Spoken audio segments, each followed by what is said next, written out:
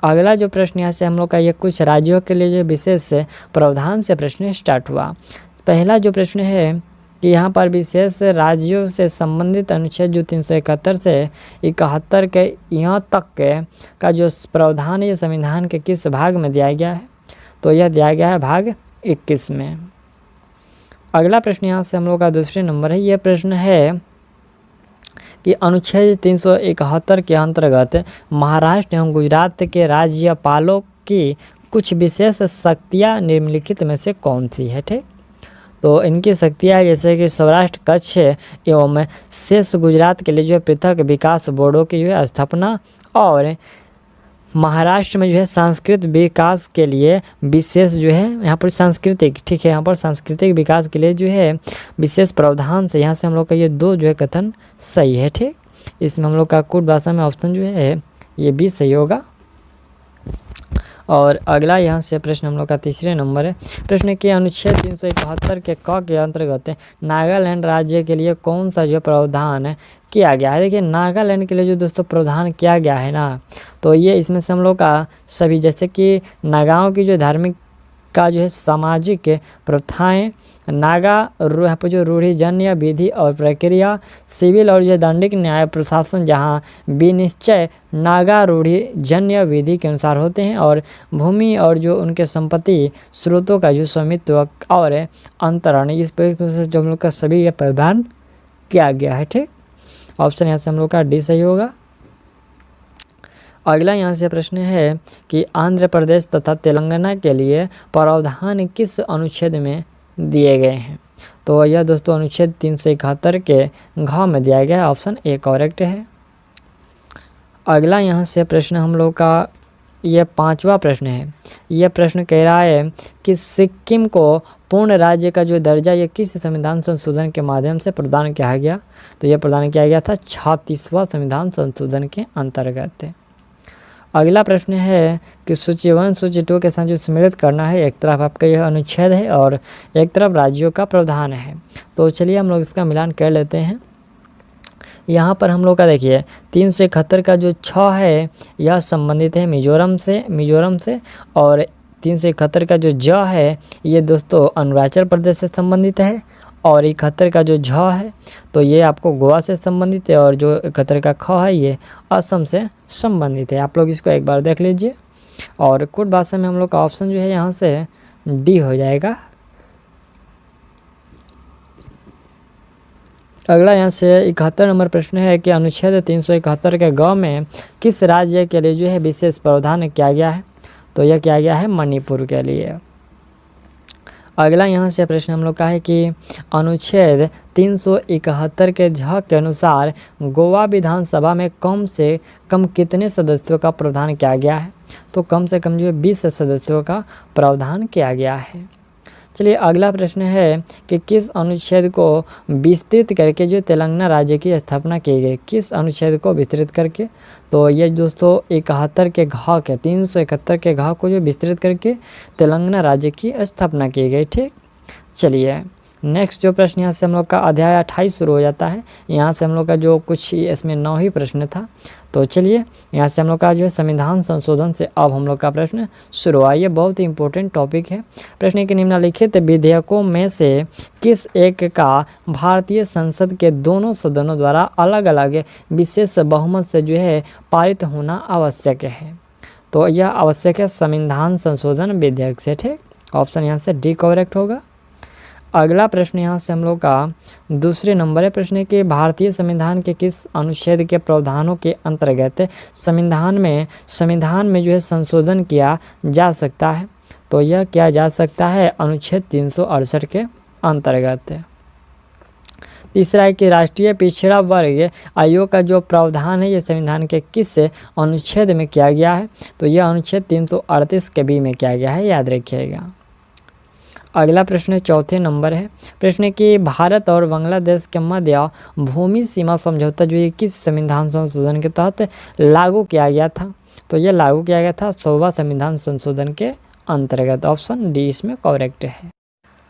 Next प्रश्न यहाँ से 5वें नंबर है। प्रश्न कह रहा है कि निम्नलिखित में से संविधान संशोधन विधेयक ये किस सदन में लाया जाता है। दोस्तों इसमें से लोकसभा है, राज्यसभा है, विधान परिषद है और विधानसभा है। किस में लाया जाता है? यह जो है केवल लोकसभा और राज्यसभा में ही जो है यह विधेयक लाया जाता है। ठीक, चलिए ऑप्शन इसमें हम लोग का जो है बी, इसमें हम लोग का ऑप्शन जो है इसमें ऑप्शन डी हम लोग का करेक्ट होगा, 5वें में डी होगा। और अगला प्रश्न है कि 86वें संविधान संशोधन द्वारा जो प्रस्तावित शिक्षा का अधिकार ये किस वर्ष से लागू किया गया। तो दोस्तों शिक्षा का जो अधिकार है ये सन 2010 से जो है लागू किया गया। अगला पॉइंट यहाँ से संविधान का प्रथम जो संशोधन है जो वर्ष 1971 में पारित हुआ, निम्नलिखित में से ये किससे संबंधित था। तो ये जो दोस्तों कुछ राज्यों में किए गए कृषि व कृषि भूमि संबंधी सुधारों के संरक्षण से संबंधित था। ठीक, चलिए अगले प्रश्न के भारतीय संविधान में जो 9वीं अनुसूची है ये जोड़ी गई, तो ये जोड़ी गई थी प्रथम जो संविधान संशोधन के द्वारा ही 9वीं अनुसूची को जोड़ा गया। अगला प्रश्न है यहाँ से हम लोग का अगला यहाँ से 9 नंबर जो प्रश्न है कि संविधान के किस अनुच्छेद यहाँ पर जो किस संशोधन के अंतर्गत अन्य पिछड़ा वर्ग का शिक्षण संस्थाओं में प्रवेश हेतु जो है 27% का जो है आरक्षण दिया गया है। तो यह दिया गया अनुच्छेद यहाँ पर जो है संशोधन 93 के अंतर्गत ये 27% का आरक्षण जो है दिया गया है। ठीक, चलिए 10 नंबर प्रश्न है कि भारत के सर्वोच्च न्यायालय ने संविधान के आधारभूत ढांचों के सिद्धांत को किस वाद में जो है स्पष्ट किया है। तो यह स्पष्ट किया है केशव नंद भारती वाद, जो कि 1973 में हुआ था, इसी में जो इसको स्पष्ट किया है। अगला प्रश्न है कि विधानसभा में किसी दल के निर्वाचित सदस्यों के दल बदल पर निम्नलिखित में से किस संविधान संशोधन द्वारा जो प्रतिबंध लगाया गया। तो यह दोस्तों प्रतिबंध लगाया गया था 52वां संविधान संशोधन के अंतर्गत। अगला प्रश्न यहाँ से हम लोग 12 नंबर है। प्रश्न के निम्नलिखित संविधान संशोधन में से किस एक के अंतर्गत जो है दिल्ली को राष्ट्रीय राजधानी क्षेत्र का दर्जा जो है प्रदान किया गया।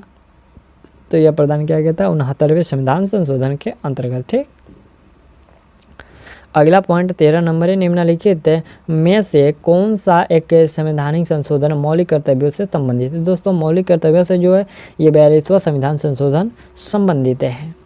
14 नंबर प्रश्न कह रहा है कि भारतीय संविधान का 79वां संविधान संशोधन किससे संबंधित है।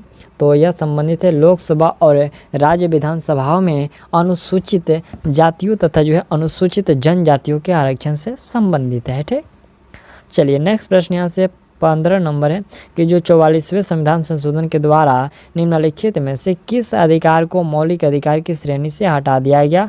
तो देखिए उसमें हटाया गया था संपत्ति के अधिकार को जो है मौलिक अधिकार से हटाया गया था।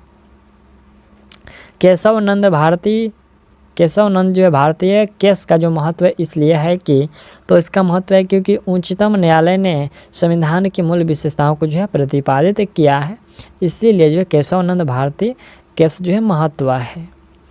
अगला है कि निम्नलिखित में से यहाँ पर जो किसका संबंध जो है 104वां संविधान संशोधन से है। किसका संबंध? तो देखिए यहाँ पर अनुसूचित जाति एवं जनजाति से और आंग्ल भारतीय यहाँ पर जो आंग्ल भारतीय से ये जो 104वां संविधान संशोधन का संबंध है। ठीक, इसमें हम लोग का ए और बी दोनों होगा। अगला प्रश्न यहाँ से 18 नंबर है। यह प्रश्न है कि भारत के संविधान में होने वाले 97वें संविधान संशोधन का जो संबंध है वह किस विषय से है। तो ये जो है सहकारी संस्थाओं के गठन के कार्य संचालन से है। ठीक, अगला प्रश्न है कि 99वां संविधान संशोधन विधेयक किससे संबंधित था। जो 99वां संविधान संशोधन है ये दोस्तों याद रखिएगा यह राष्ट्रीय न्यायिक आयोग के गठन से संबंधित है। अगला पॉइंट हम लोग का 20 नंबर है कि किस संविधान संशोधन द्वारा जो है संविधान में अनुच्छेद 31 के क तथा 31 के ख को जोड़ा गया। तो ये जोड़ा गया था प्रथम संविधान संशोधन में। निम्नलिखित संविधान संशोधन को सम्मिलित कीजिए। देखिए यहाँ से इसको आपको जो है सम्मिलित करना है। ठीक है, देखिए हम लोग सम्मिलित करते हैं तो इसमें हम लोग का ये जो 13वां संवैधानिक संशोधन है ये किस राज्य से संबंधित है, हम लोग को वही देखना है। तो ये जो है आपका ये राज्य को यहाँ पर जो है राज्य को यहाँ पर पुनर्परिभाषित किया गया था, ये 13वें संविधान संशोधन के अंतर्गत। फिर जो 18वां है, तो ये 18वां आपका जो है दल बदल से संबंधित होगा, और जो यहाँ पर दल बदल से, और जो 39वां संविधान संशोधन है, तो ये दोस्तों संबंधित है नागालैंड राज्य से, और जो 92वां संविधान संशोधन है, तो यह आपको राष्ट्रपति, उपराष्ट्रपति और स्पीकर और जो है प्रधानमंत्री के चुनाव को जो है चुनौती नहीं दी जा सकती है, इससे संबंधित है। ठीक, तो यहाँ से हम लोग का जो है 21 का यहाँ से हम देख लीजिए, और 21 का इसमें हम लोग का कोड भाषा में जो ये सही होगा। ठीक, अगला यहाँ से हम लोग का 22 नंबर प्रश्न है। प्रश्न के भारतीय संविधान के प्राधिकृत हिंदी पाठ को निम्नलिखित संविधान संशोधन में से किसके द्वारा जो प्रकाशित करने के लिए अधिकृत किया गया है? तो यह अधिकृत किया गया है 98वां संविधान संशोधन 1987 के तहत। भारत में 2021 तक, यहाँ पर 2021 अक्टूबर तक जो है कितने संवैधानिक संशोधन का जो है क्रियान्वयन हो चुका है?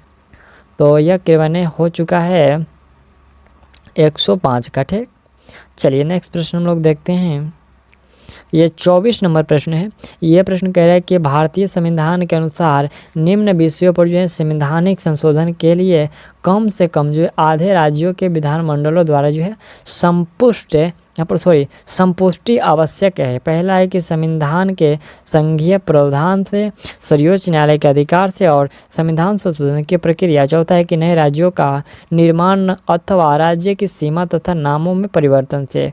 तो इसमें हम लोग का देखना है कि विधानमंडलों द्वारा जो है संपुष्टि आवश्यक है। कौन सा?